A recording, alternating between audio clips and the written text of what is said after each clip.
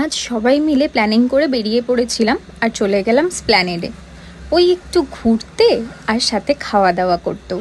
আসলে আমাদের খুব বেশি দিন না দেখা হলে না একটা কেমন কেমন হয়, সেই জন্য আমাদেরকে বেরোতেই হবে।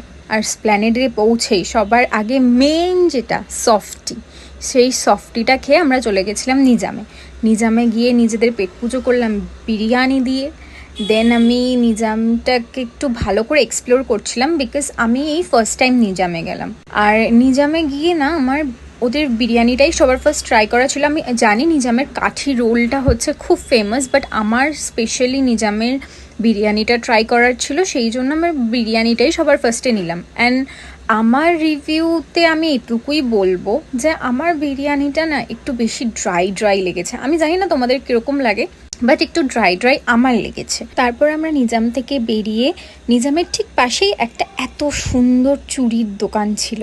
তারপর ওখান থেকে আমার বোন নিজের জন্য কিছু কাশ্মীরি স্টাইল চুড়ি কিনলো। আর ওখান থেকে বেরোতেই দেখো খালি আকাশের অবস্থাটা, যা কালো করে এসেছিল, তেমন বৃষ্টি হয়নি, বাট এত ঠান্ডা ঠান্ডা হাওয়া আর এরকম একটা ওয়েদার, আহা।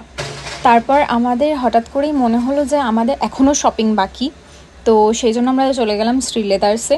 সেখান থেকে শপিং কমপ্লিট করে আমরা বাইরে এসে আবারও আইসক্রিম খেলাম। তারপর শপিং কমপ্লিট করে বাড়ি ফেরার পথে we got some gift from our দিদি। ব্যাস, তারপর সারাদিন এনজয় করে আমরা সবাই আবার বাড়ি ফিরে এলাম।